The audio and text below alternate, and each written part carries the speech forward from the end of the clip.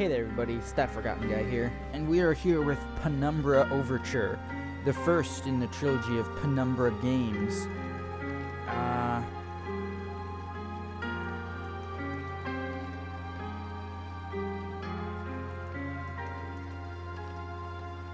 should be okay. Alrighty. I don't know much about Overture, actually. I started playing Black Plague a long time ago, but never finished, and didn't get very far in the game. So, when I finish Overture, I'll likely just jump straight into Black Plague and start playing that one as well. So I don't know why it says load game, I don't have a game to load, but I'm just gonna jump right into things here and start playing. I have heard Overture and Black Plague are quite scary games, especially later in Black Plague. What does it say? Enemies find it harder to spot you, move slower. The most balanced mode to play in. Enemies can take more damage and are faster.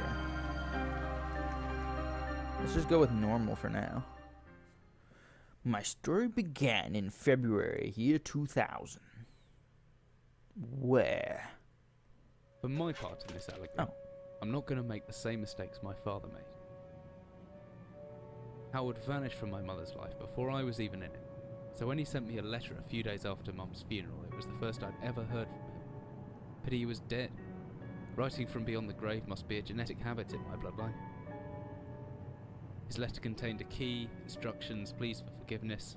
I figured the dead don't have much use for absolution, so I turned to his prophetic passing, which he inexplicably expected to come any day. Clearly averse to explanations, my father preferred to leave directions to a bank on Mayfair I'd never even heard of. In that bank was a safety deposit box in his name, and myself as executor. Of course, I went, as he knew I would. I discovered that despite the evidence, he'd been legally declared dead almost 30 years ago, and so the old book and collection of notes I found had, in the eyes of the law, been mine all this time. My father's instructions were to burn the documents, raise no further questions. But that was his error. No man's immune to the shameful trappings of curiosity, and my humanity got the better of me. The university I taught at was world renowned for two things: physics and linguistics. I represented the first, and the man who stood for the second was stumped by my recent acquisition. The book was indecipherable. The notes, however, showed a location somewhere in uninhabited northern Greenland. It took me almost a year to book the last flight I'd ever take. As I watched civilization disappear along with Heathrow, I realised my father had disappeared 3 decades ago, almost to the day, and I considered in turn what it was that I was leaving behind. We landed on a strip of ice a few feet wide, and within minutes I was pulling away on a chartered boat, beginning the 12-hour journey that would lead me into my past. At least I don't have to read everything, because I will have a very, very hurt voice if I have to read everything. But it looks like the game is starting and I'm on the boat. Oh, finally, we're almost docked. I'd better stow my gear. I may be far from home, but chances are I can still pick things up using left mouse. And I can take a closer look at things using right mouse. Alrighty. So let me... Oops, I didn't read that. I think I left my torch in the desk drawer next to the bed. Open it. Yeah, okay. Yay! Physics!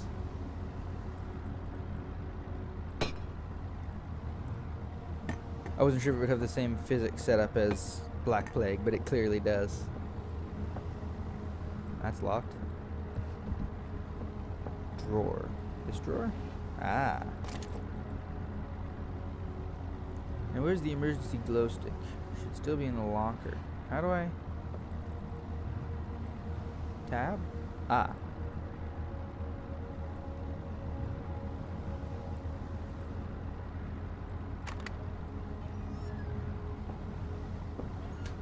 Fuck off and open. Batteries and glow stick. Okay. Physics objects. I like physics objects. Dearest Eric, just a quick note before you set sail and leave me once again. I left you a little something to remember me by in the chest. At the foot of your bed. I really don't know why you still only have one bed on board. Taking shifts because of it is no way to get your rest. But what does a fisherman's wife know of a life at sea? I'll be praying every night for you to make the catch you need, so that you can come home and to me safely, and soon. Please don't be gone for 5 weeks like last time. I know I might nag sometimes, but I do love you, you know. I've washed those overalls of yours. I know you'll get them covered with assorted fish parts in no time, but I still feel better knowing they've had a wash. Before I forget,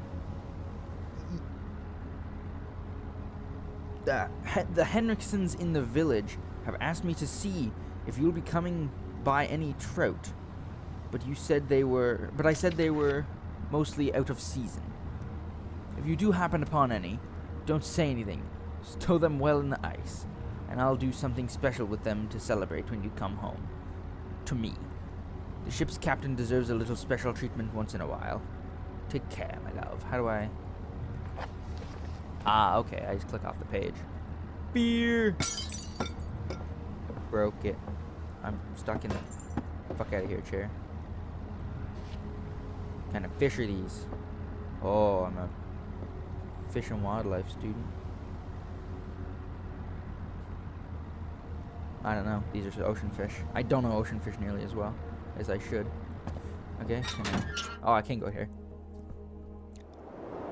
As I stepped off the boat, setting out into the blizzard that had formed around me, I realized how utterly devoted I'd been to the discovery of my father's past. I had no idea what to expect. Soon enough, my concerns were justified. I don't know whether I lost my orientation or my spirit first, but I lost feeling in my extremities soon after, and knew hypothermia was setting in. I started looking for shelter.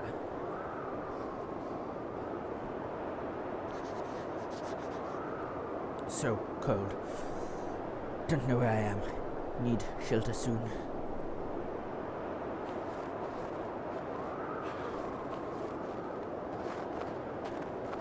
My entire head was numb a long time ago, but I can still hear something. I didn't get a chance to read all that.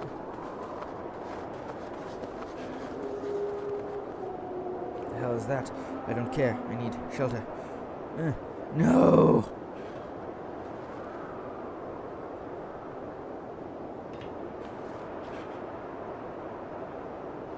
No. Wait, what?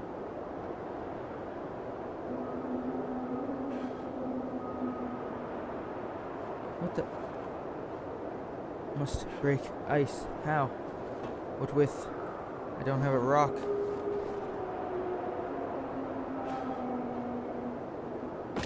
Ow. Broke my face. Let me use the padlock. No, not quite right. Well, what the fuck did you expect? What am I thinking? I was thinking I could bash it to death with the lock, but clearly that is not what it wanted me to do. Ah. Give me a rock.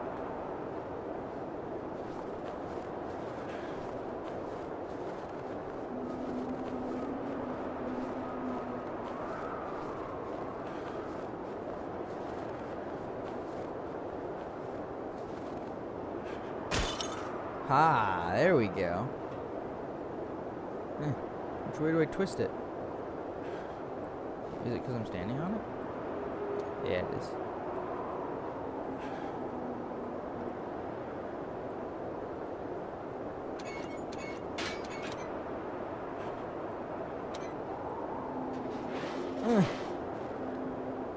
Get me out of here! It's too damn cold! Holy balls.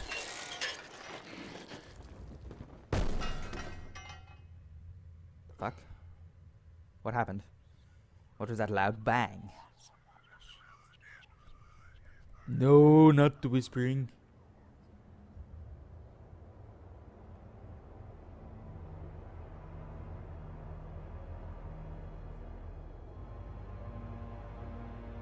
Oh. Okay.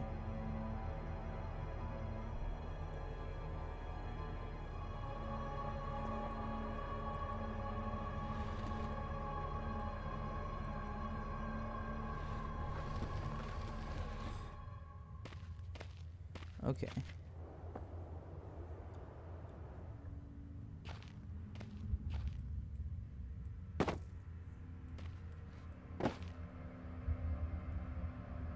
A basic wooden door. A steel rod. Can I actually, like, use that as a weapon? Nope. He answered my question for me. Oh, this is so creepy. Flare. That's a can of something. Hammer.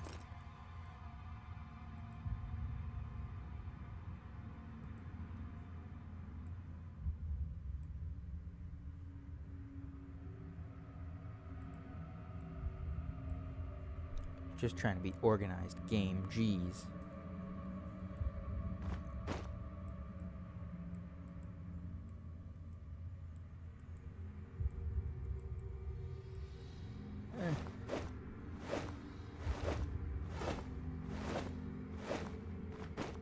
Oh, nice. Okay. I just figured out how to do all. What's this?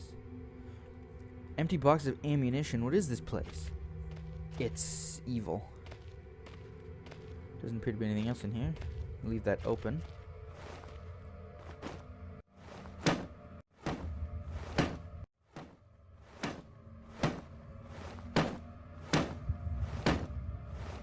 I'm not sure if that's really accomplishing much. There's a flare.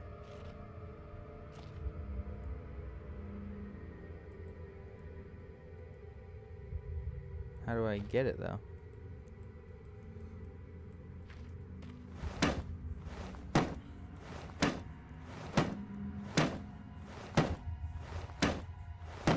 There we go.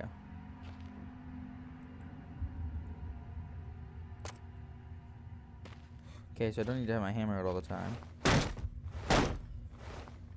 Okay.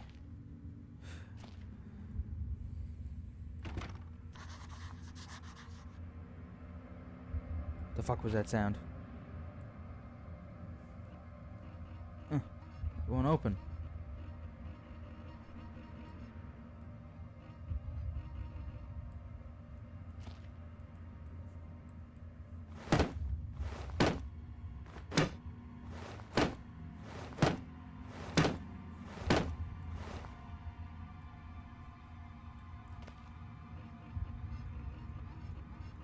Okay, can't go that way, it would appear.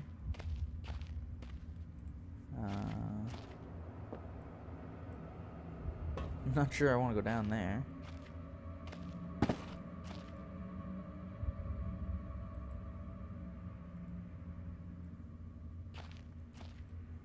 Oh, I could just lift it. Aw, I guess I can't pick things up with a hammer out. Okay. That kind of makes sense, though.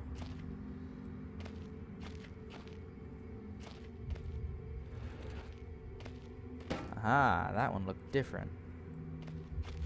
You just drag this.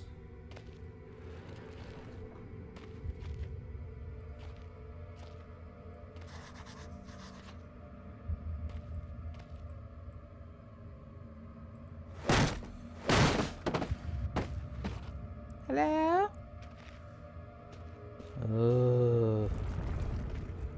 Oh no. What goes this way? Oh, it just loops around. They both come out in the same place. What's this? Industrial mechanism. Although there's a hole in the center and no way to operate it. Well, fuck, that's not helpful. Nope. Ah, there was a barrel in front of my door. What?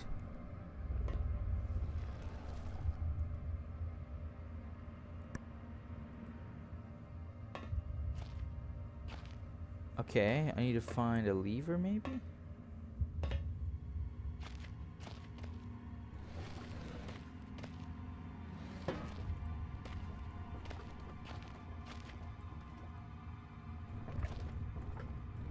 not behind that. Do I have anything that I could use? The steel rod. Maybe. Yeah! I don't know what the hell that'll do, but... Oh, Jesus. Why the fuck would I want to open this? Also, what was stopping me from just grabbing the fucker and rotating it by hand? Whatever I was descending into, it was 100 feet below ground, protected by 2 solid metal hatches, located in a remote Arctic wilderness and buried beneath the snow. I didn't know what to expect, but it made me feel something I hadn't felt since I was a child. I'd never given it much thought before, but I realized that our entire society is a network of safety nets, emergency services at the end of a phone line. Health and safety in the workplace, friends, family, lovers, all there. If something goes wrong, part of a carefully designed structure to prevent all but the most mundane of emotions. Once again, I felt like I did when I was in school, surrounded by a closing ring of older kids, knowing anyone that might help me, friends, parents, teachers, were too scared or too far away.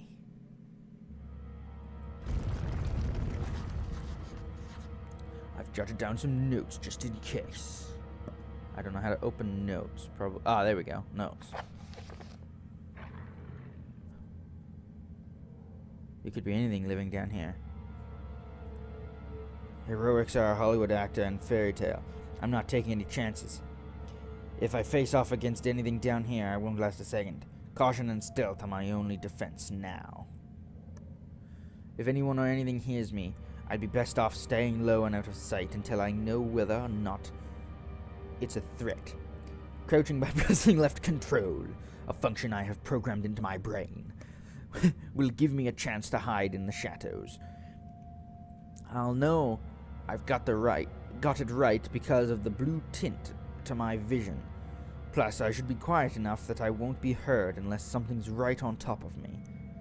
Better remember to shut off any light sources, though. So G is glow. Oh, wow, I can't see fuck all. Is okay. My best bet is to hide for a couple of seconds or so, perfectly still. That'll make me properly hidden. Okay, well, since I have no idea how long I've been recording for, I think I'm gonna leave it there. Oh, like that, I'll be virtually invisible. And after some time, I should get my night vision back, providing I stay still.